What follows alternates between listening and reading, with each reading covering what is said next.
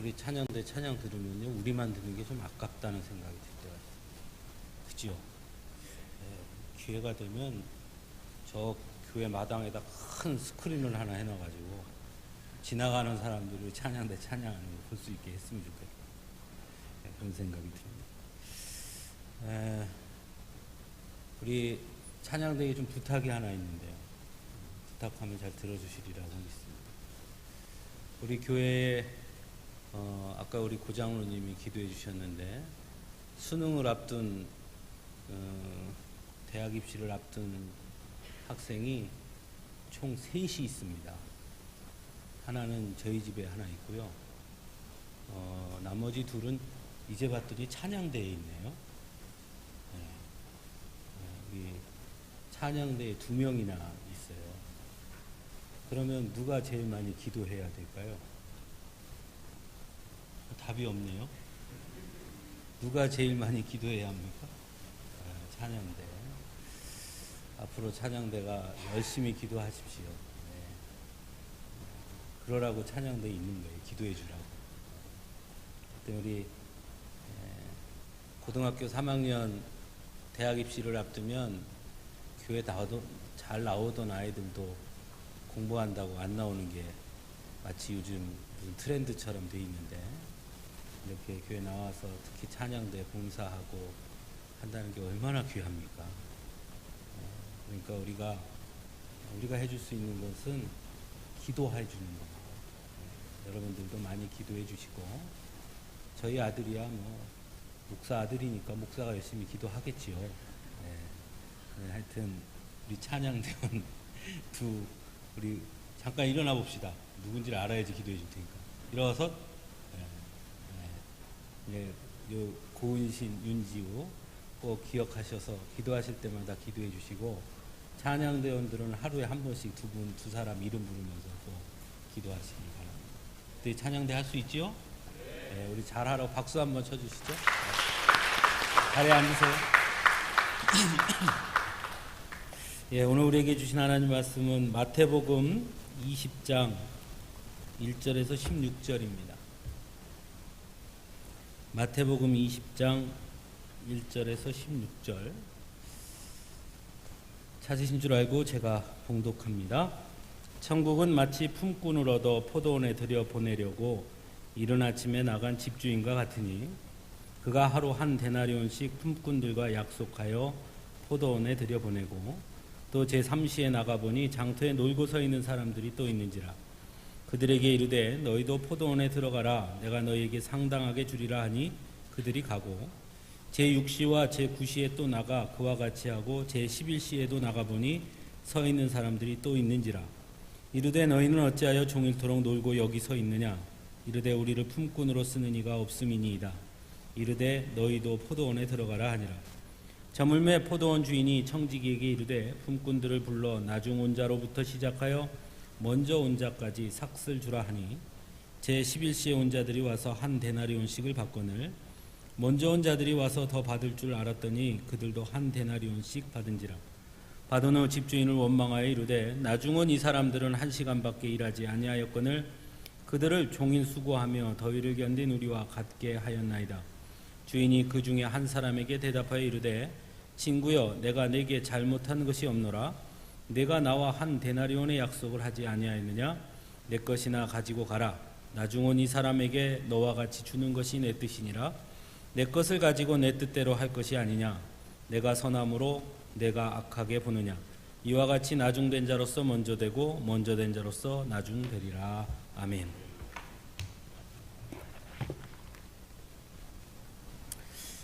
복음서는 예수님의 공생애를 소개하지요.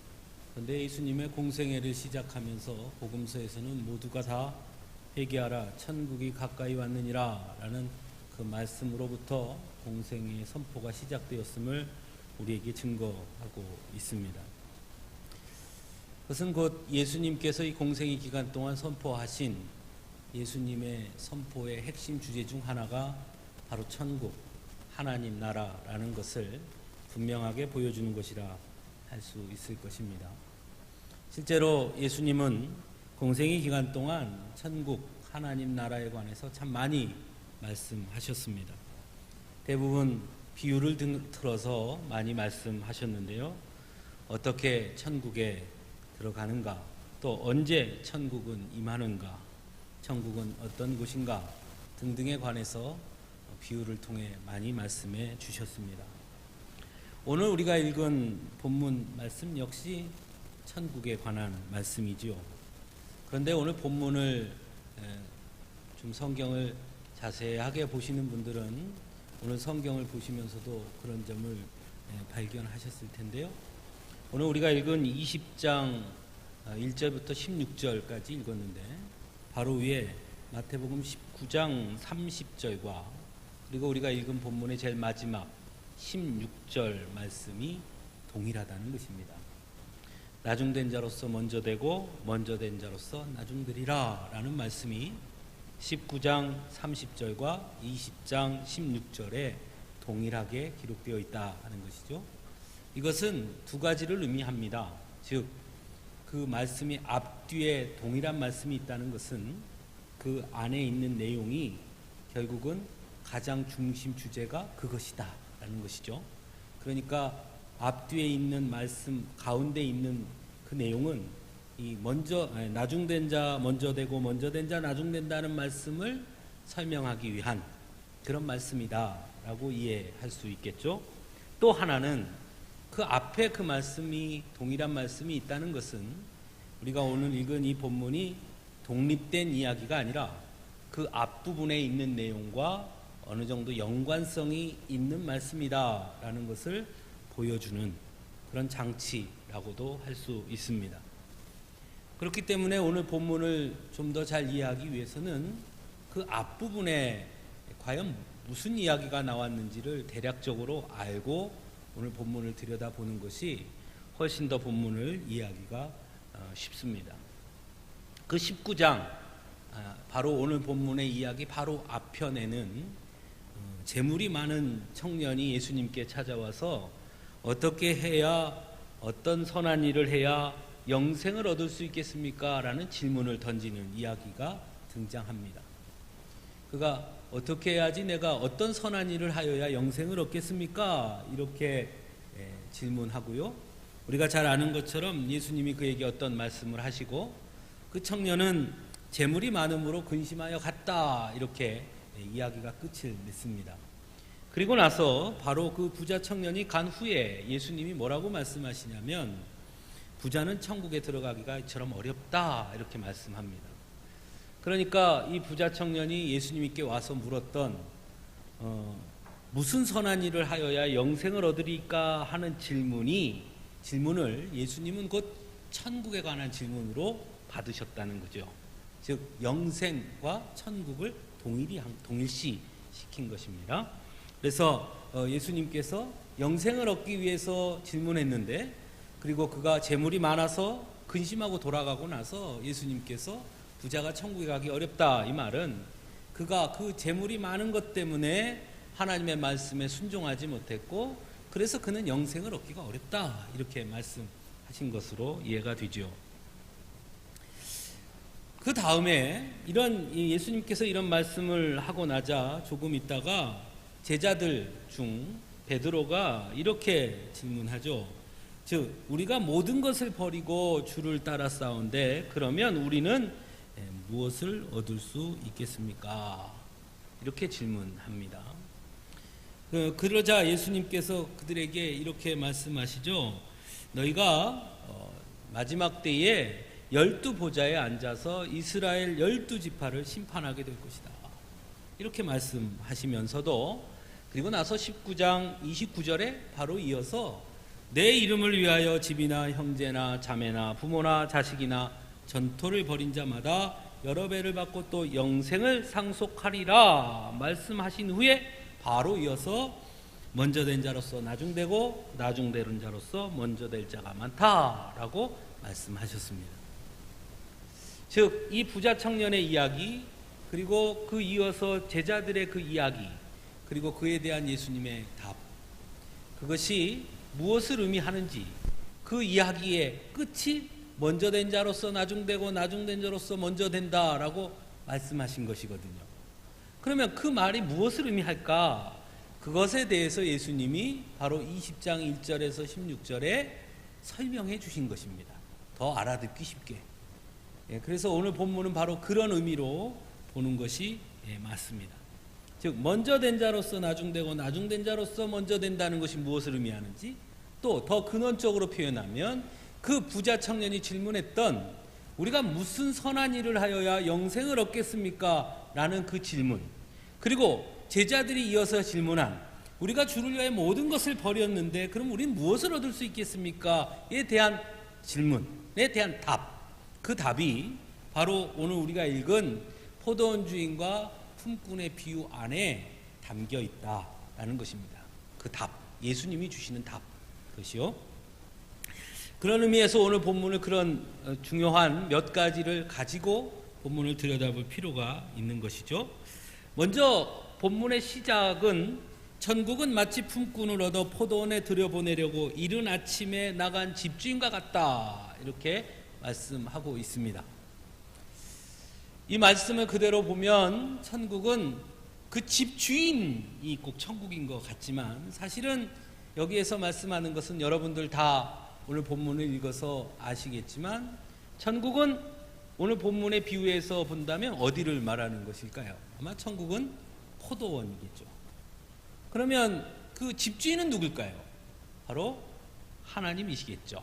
천국은 하나님의 나라고 하나님 나라의 주인은 하나님이시고, 이 포도원의 주인은 바로 오늘 본문의 그 집주인이고, 그런 의미겠지요. 즉 포도원이 천국이고 그 천국의 주인은 우리 하나님이시다, 이것을 의미하는 것이겠죠.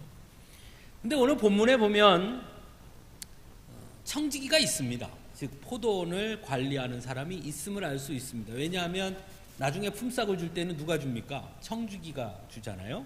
그러니까 이 포도원을 관리하는 청지기가 분명히 있었습니다. 그렇다면 그 포도원에 일하는 일꾼들은 누가 부르러 다닐까요? 당연히 청지기가 다니겠죠. 주인이 직접 일꾼들을 부르러 다니는 경우는 거의 없습니다. 청지기가 없다면 몰라도 청지기가 있는데 굳이 주인이 다니면서 청지기의 일꾼들을 구할 이유는 없는 것이죠. 그럼에도 불구하고 왜 오늘 본문에 예수님은 이 말씀을 하시면서 집주인이 마치 일꾼들을 구하러 다닌 것처럼 표현했을까요? 실제 그런 일이 별로 존재하지 않음에도 불구하고 예수님께서 그런 말씀을 하신 데에는 분명한 의도가 있다는 것이죠. 그 의미가 뭘까 한번 생각을 해볼 필요가 있습니다.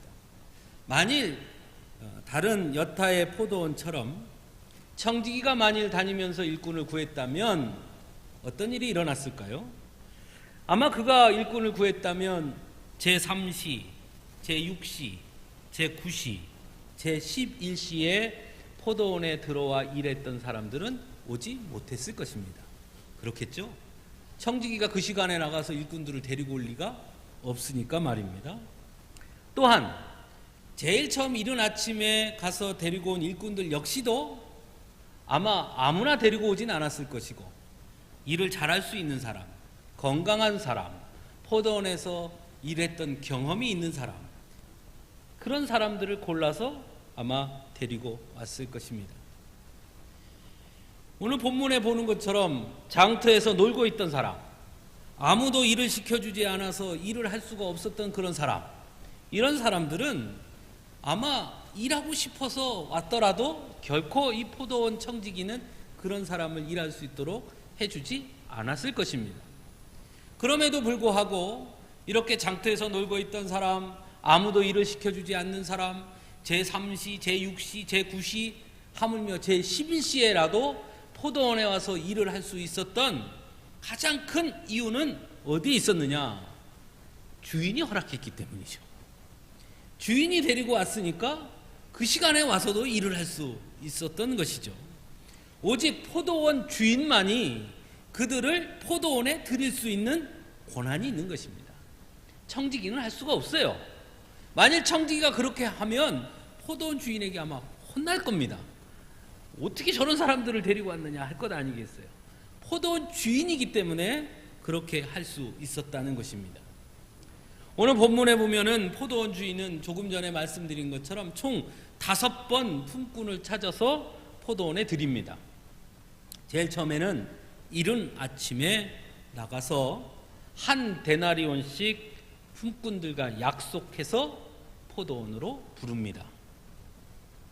그리고 두 번째 제3시에 나가서 장터에 놀고 있는 사람들을 그들에게 너희에게 상당하게 주리라 라고 약속하고 그들을 포도원에 드립니다. 6시, 9시에도 나가서 포도원에 드리고요. 제11시에 나가서는 너희들은 왜 종일토록 이러고 있느냐 하니까 아무도 우리를 품꾼으로 써주는 자가 없습니다 라고 말하자 너희도 들어오라 해서 포도원에 드립니다. 근데 그들에게는 사실 어떤 약속도 하지 않았습니다. 결과적으로 이 포도원에 들인 사람들을 가만히 살펴보면 이른 아침에 부른 이들은 가장 정상적인 루트를 통해서 포도원에 들어온 자들이죠. 그래서 본문에 보면 그들에게는 품꾼이라는 말을 분명하게 적용하고 있습니다. 제3시에 나가 부른 이들에게 대해서는 장터에서 놀고 있었던 사람들이니까 어떻게 보면 그들은 적극적으로 일하고 싶은 사람들이 아니라 그냥 장터에서 놀고 있는데 포도원 주인이 와서 왜 놀고 있냐, 가서 일해, 내가 상당하게 쳐줄게, 그러니까 그러면 가서 일을 할까 하고 온 사람들이죠. 제11시에 부른 이들은 어느 누구도 품꾼으로 써주는 자가 없는, 한마디로 말하면 뭔가 일꾼으로 쓰기에는 부족한, 건강에 문제가 있든지 몸이 허약하든지 아니면 다른 여러 문제들이 있어서 아무도 그들을 품꾼으로 써주지 않는 그런 사람들이었습니다. 즉 이 포도원에 들어와 있는 사람들은 각각 상황이 달랐고 그들이 처한 그 일을 대하는 자세도 달랐고 뭔가 조금 상황들이 다 달랐음을 알 수 있는 것이죠. 그런데 중요한 건 이렇게 다 다른 이들이 지금 한 곳에 이 포도원에 들어와 일하고 있다는 사실입니다. 이렇게 각각 다른 이들이 말입니다. 그리고 그 각각의 상황도 다르고 능력도 다를 수 있고 목적도 다를 수 있는 이 사람들이 한 포도원에 와서 일할 수 있었던 단 하나의 이유는, 그것은 목적, 상황, 능력인 다 달랐지만 그들이 한 포도원에서 일할 수 있었던 단 하나의 이유는 바로 포도원 주인이 그들을 불렀다는 것이죠. 그리고 또 하나의 이유를 댄다면 그 포도원 주인의 초청, 즉 포도원 주인의 부름에 모두가 다 순종하고 응답했던 자들이라는 것입니다. 그래서 그들은 지금 모두가 다 포도원 안에 있는 것이죠. 즉 우리가 이 포도원을 조금 전에 말씀드리면서 이 포도원을 천국이라고 우리가 말한다면, 천국을 의미한다고 말한다면 곧 이 천국에는 건강한 사람도 약한 사람도 그리고 남들이 거들떠보지 않는 이들도 모두가 다 한 곳에 들어와 있다는 것입니다. 무엇 때문에요? 무엇 때문에 들어왔습니까? 포도원 주인의 부름 때문이죠. 포도원 주인이 불렀기 때문이죠. 포도원 주인의 초청 때문이죠. 그 포도원 주인의 부름과 초청에 응답했기 때문이죠. 오라 했어도 안 가 그러면 못 왔겠지요. 그 부름에 응답했기 때문에 들어와 있는 것이죠. 즉 천국은 내가 무엇인가를 가지고 있느냐? 아닙니다. 내가 어떤 능력을 행했느냐? 아닙니다. 내가 어떤 대단한 일을 했느냐? 그래서 들어가는 것이 아니라 전적인 포도원 주인의 부름, 곧 하나님의 부르심, 그리고 그 하나님의 부르심에 응답함, 그 부름에 응답하는 자가 천국에 들어간다라는 것입니다. 그것을 오늘 본문에서 가르쳐 줍니다.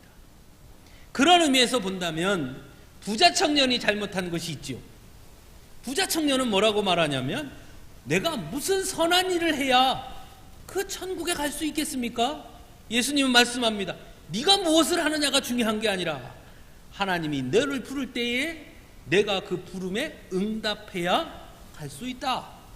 그래서 예수님이 부자 청년에게 초청합니다.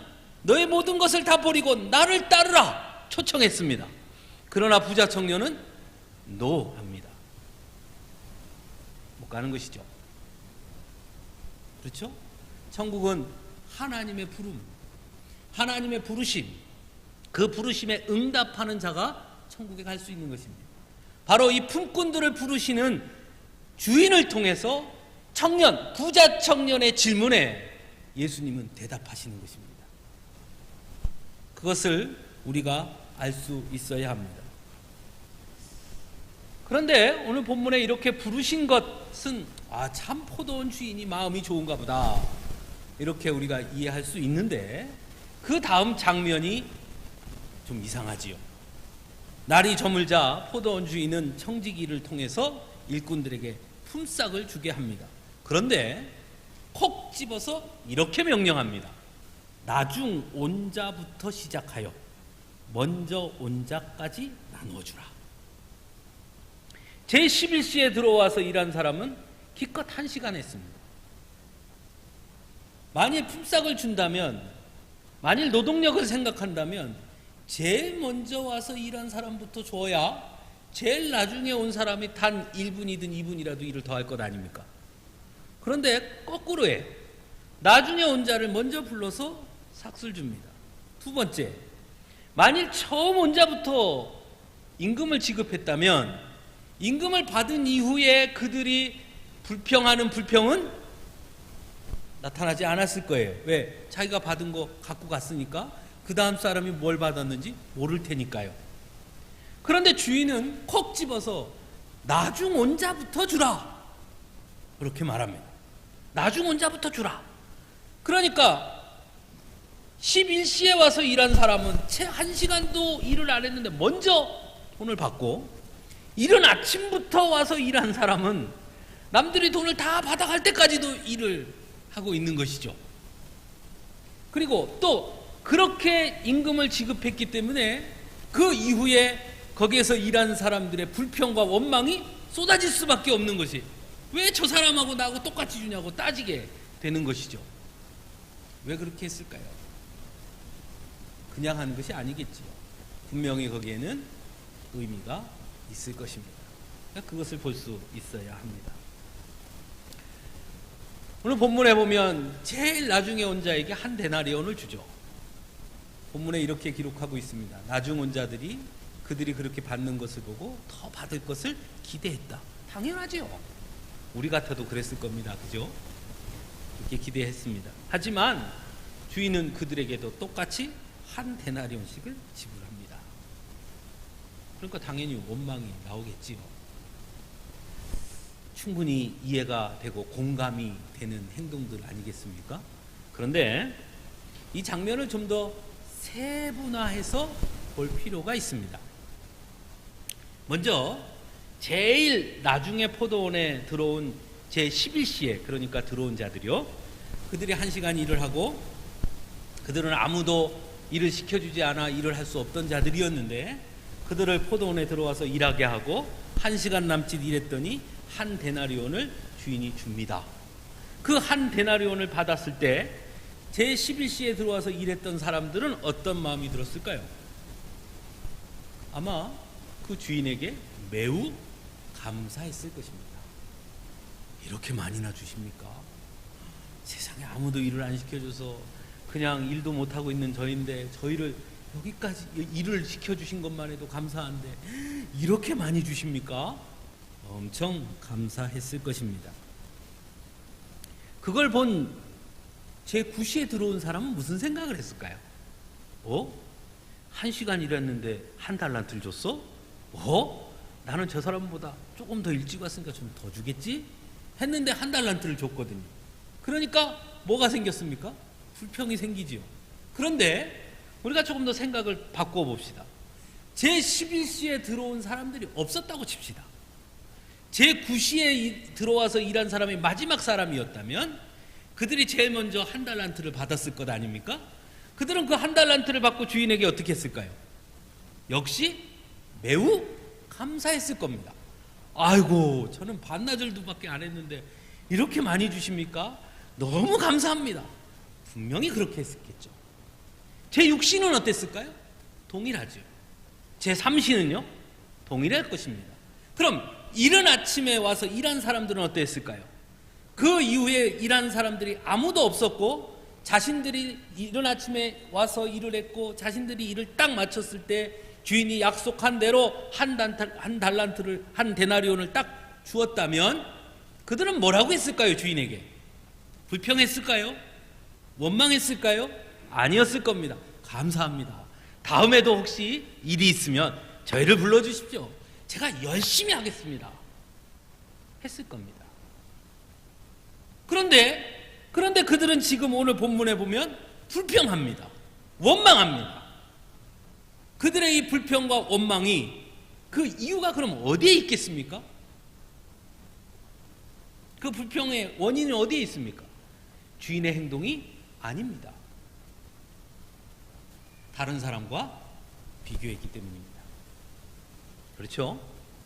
그런데 생각해 보면 주인이 품꾼들을 부르며 일한 만큼, 일한 시간만큼 내가 너에게 품삯을 쳐주겠노라 이렇게 약속을 했는데, 그런데 이른 아침에 온 사람이나 1시간 일한 사람이나 동일하게 품삯을 지불했다면 그것은 원망할 만한 일이지요. 그러나 주인은 단 한 번도 일한 시간에 맞추어서 삭슬 지불하겠다고 말한 적이 없습니다.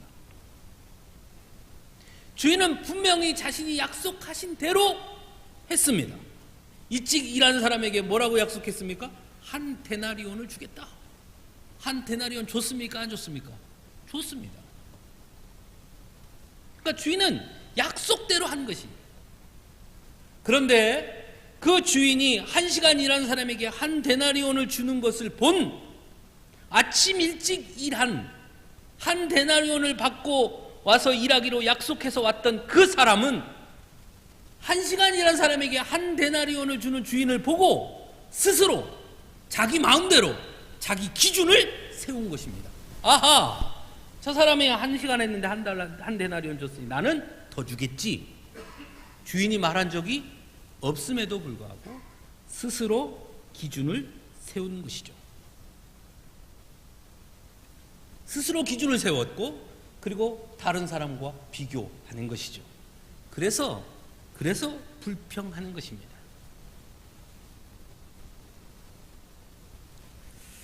저는 오늘 이 포도원에 와서 일하는 사람들을 이렇게 보면서 오늘날 우리 사회의 축소판이다라는 생각이 듭니다.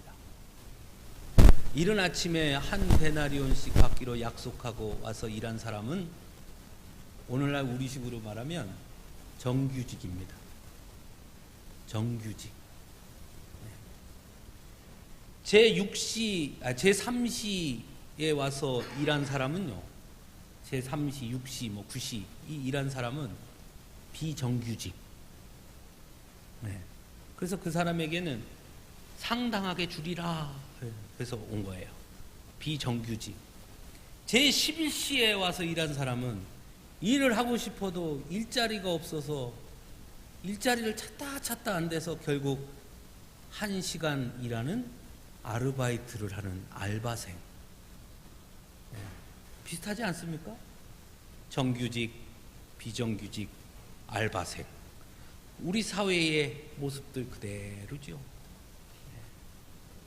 그런데 그 사회 모습 그대로인데 그 사회의 모습 그대로에서 행해지는 그들의 그 불평과 원망의 모습들도 똑같습니다. 우리 광주에도 큰 회사가 있죠. 기아자동차. 혹시 우리 교회에서 기아자동차 다니는 분이 계시는지 안 계시는지 잘 모르겠습니다. 안 계시는 걸로 아는데. 기아자동차가 요즘 얼마 전에도 뉴스에 좀 시끌시끌했죠. 대부분 노사 갈등이 많이 일어났죠. 예전에 노동자와 그리고 고용주 사이에 임금 협상 때문에 갈등이 일어나죠. 근데 요즘 우리 사회의 더 큰 갈등은 노노 갈등이라고 그러죠. 우리 광주의 기아자동차도 그 갈등이 있었던 걸로 알고 있고 여전한 걸로 알고 있습니다. 즉 정규직 노동자와 비정규직 노동자 간의 갈등이요. 같은 노동자지만 정규직 노동자들은 비정규직 노동자들을 노조에 포함시키는 걸 거부하는 거예요. 노노 갈등이 일어나요. 너는 비정규직이고 나는 정규직인데 네가 나랑 똑같은 대우를 받으면 안 되지 하는 겁니다. 우리 사회에는 그런 모습들이 너무 많아요. 나는 서울대, 연대, 고대, 나는 우리나라 인류대학을 나왔고 너는 지방대학을 나왔는데 너랑 나랑 똑같은 취급을 받으면 내가 많이 섭섭하지 이러는 거죠. 나는 이른 아침에 들어와서 일한 나는 정규직 품꾼이고 너는 중간에 들어와서 일한 사람인데 너랑 나랑 똑같은 대우를 받으면 내가 상당히 섭섭하지. 다를 게 하나도 없죠. 이 세상은 그런 곳입니다. 그런데 우리가 그런 생각들을 하나님의 나라 천국에도 그대로 투영하고 있는 것이죠. 천국에도 그래야 한다고 생각하는 거예요. 그래도 저 권사님은 평상시에 신앙생활할 때 정말 헌금도 많이 하고 봉사도 많이 하고 전도도 많이 하고 헌신도 많이 했으니까 천국에 가면 금으로 된 집에 살아야 되고, 저 성도는 교회는 다녔지만 다니는 건지 안 다니는 건지 뭐 왔다 갔다 하고 뭐 자기 할 거 다 하고 그러다가 그래도 어떻게 예수님 믿었다고 천국 갔으니까 거기는 그래도 초가집이라도 살면 되는 거지 뭐, 우리가 이렇게 생각하는 거예요. 그러니까 천국에 대해서도 우리의 관점과 우리의 기준이 그대로 투영되는 것이죠. 마치 제자들이 예수님에게 요구한 것과 똑같습니다. 우리가 주를 위해 이만큼 헌신했으니 우리에게는 그만한 대가를 주셔야 됩니다. 제자들이, 베드로가 예수님께 질문한 거죠. 우리가 주를 위해 이만큼 버렸으니 우리에게 어떤 대가를 주시겠습니까? 그에 대한 답이 예수님이 품꾼들에게, 하나님이 품꾼들에게 품삯을 지불하는 방식을 통해 분명하게 말씀합니다. 하나님 나라는 세상의 계산법이 통용되는 것이 아니라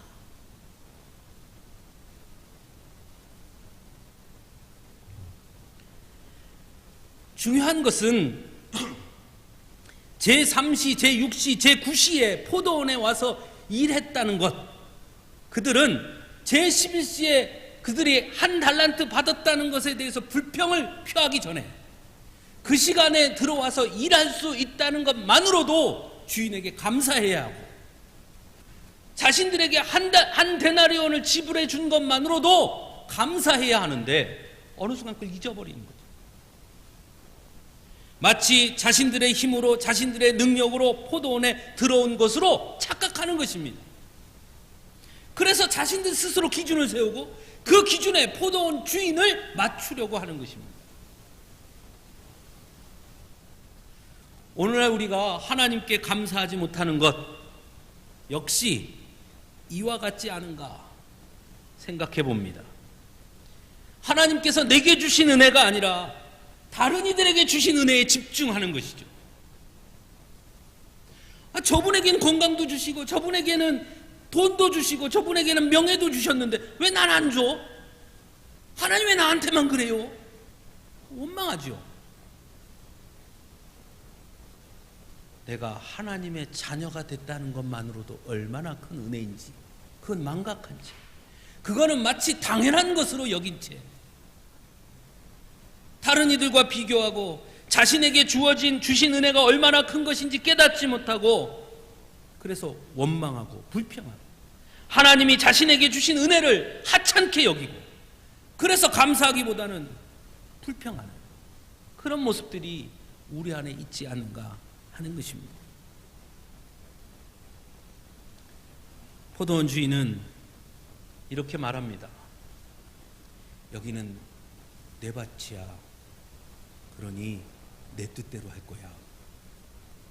내가 선한 행동을 한 것을 가지고 내가 왜 악으로 생각하느냐. 그 다음 말씀이 되게 무서운 말씀이에요. 너는 네 거나 받고 가.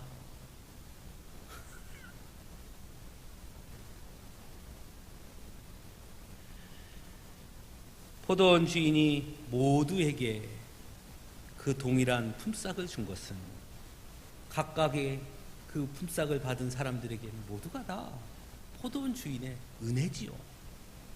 그 시간에서 일할 수 있었다는 게 얼마나 감사한 일입니까? 포도원 주인은 품삯을 지불함을 통해서 분명히 말씀합니다. 하나님 나라의 계산법은 세상의 기준이 아니라 은혜의 기준이고 사랑의 기준이고 긍휼의 기준이다. 은혜의 계산법이 통용되는 것이다.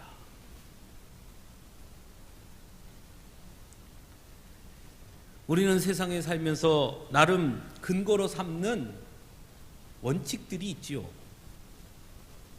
그 중에 하나가 공정함입니다. 세상은 공정해야 된다고 생각합니다. 그래서 공정성이 무너지면 우리는 분노하지요. 그리고 불평하지요. 그리고 원망하지요. 포도원 품꾼들이 주인에 대해서 원망하는 것도 그것이겠지요. 자신들이 생각하는 그 공정한 말이죠. 그래서 우리는 오늘 이 본문을 읽으면서 오히려 포도원 품꾼들의 불평이 합리적이라고 생각하게 되기도 합니다. 맞아. 이건 좀 문제가 있어. 너무했구만. 세상의 공정함은 우리가 지불한 능력이나 시간 또는 노력에 대한 정당한 대가를 요구하는 것입니다. 그래서 그것이 무너졌을 때 우리는 분노합니다. 하지만 원천적으로 하나님 나라는 우리의 능력, 우리의 노력으로 얻는 것이 아니기 때문에 하나님 나라의 세상의 공정함을 들이대서 계산하는 것은 잘못된 것이죠. 거기에는 오직 하나님의 은혜의 공정함이 있을 뿐입니다. 어느 누구에게나 부어주시는 은혜 말입니다. 아무도 써주지 않는 일을 하고 싶어도 일을 할 수 있도록 써주지 않는 그들에게도 동일한 은혜를 부어주시는 그 은혜의 공정함. 먼저 왔다고 의시되고 그런 것이 아니라 모두가 하나님의 은혜 안에서는 포도원 안에서는 모두가 동일한 품꾼으로 인정해 주시는 그 은혜의 공정함. 그것만이 존재하는 것입니다. 그러니 먼저 됐다고 의시될 것도 없고 나중됐다고 주눅들 것도 없다. 하나님의 은혜 안에서는 모두가 다 은혜의 공정함 안에 거해 있다. 그것이 하나님의 공정함입니다. 우리가 그 은혜의 공정함 때문에 오늘 우리가 이 자리에 있는 것 아니겠어요? 그 공정하신 하나님의 은혜 때문에 우리가 하나님의 자녀가 되는 것 아니겠습니까? 그렇기 때문에 우리가 하나님의 나라를 꿈꿀 수 있는 것 아니겠습니까? 우리가 하나님에게 요구하는 그 공정함의 잣대로 우리를 돌아본다면 과연 우리는 하나님의 나라에 들어갈 자격이 있습니까? 어느 누가 우리가 이른 아침에 포도원 주인에게 뽑힘을 받은 일꾼이라고 자신할 수 있겠습니까? 혹시 나는 장터에서 놀고 있던 사람 아닙니까? 혹시 나는 아무도 써주지 않아서 일하고 싶어도 일할 수 없었던 제11시에 부름받은 그런 인생 아니었습니까? 어찌 우리는 모두가 다 나는 이른 아침에 부름받은 사람이라고 착각합니까? 주인의 부름이 없었다면, 은혜의 공정함이 없었다면, 사랑과 긍휼의 눈이 없었다면 우리는 포도원에 애초에 들어가 일을 할 수조차 없는 인생이었단 말입니다. 그래서 우리는 감사해요. 사랑하는 성도 여러분, 그래서 여러분에게 부탁드리고 싶습니다. 다른 사람과 비교하지 마세요. 하나님 은혜 앞에서. 다른 사람은 이런 것도 주고 저런 것도 주는데 왜 나한테는 안 주세요? 하지 마세요. 그러기 전에 내게 주신 은혜를 먼저 생각하세요. 내게 주신 은혜에 집중해야 합니다. 내게 부어주신 은혜를 받을 자격이 난 있는지 먼저 돌아봅니다. 그리고 나서 얘기하세요. 그러면 저절로 감사하게 되는 것입니다. 사랑하는 성도 여러분, 감사하기 어려운 세상에 살아가고 있습니다. 하지만 성경은 우리에게 범사에 감사하라 말씀합니다. 어떻게 감사할 수 있습니까? 그 방법은 내게 주신 은혜를 기억하는 것입니다. 사도 바울에게 말씀하지요. 내 은혜가 내게 족하다. 사도 바울은 그 음성을 듣고 감사합니다. 그도 병이 있었고요. 그도 괴로움이 있었어요. 하지만 내게 주신 은혜를 생각해라. 그걸 생각하니 그럼에도 불구하고 감사할 수 있었습니다. 우리도 그런 믿음을 가져야 되지 않겠습니까? 하나님에게 우리의 계산법을 들이대지 맙시다. 우리가 하나님 나라의 계산법으로 삽시다. 하나님에게 우리의 공정함을 들이대지 맙시다. 하나님 은혜의 공정함을 누리며 세상 가운데 함께 살아갑시다. 감사하면서 말입니다. 우리는 모두가 다 한 포도원에 같이 일하는 동료들입니다. 비교하고 경쟁하는 것이 아니라 하나님이 허락해 주신 그 포도원 안에서 함께 서로 도우며 서로 격려하고 때로 누가 힘들면 대신 더 일해주고 하며 함께 이루어가는 그런 우리들이 되어야 하지 않겠습니까? 우리 모두가 그런 아름다운 공동체를 이룰 수 있기를 간절히 바랍니다. 함께 기도하겠습니다.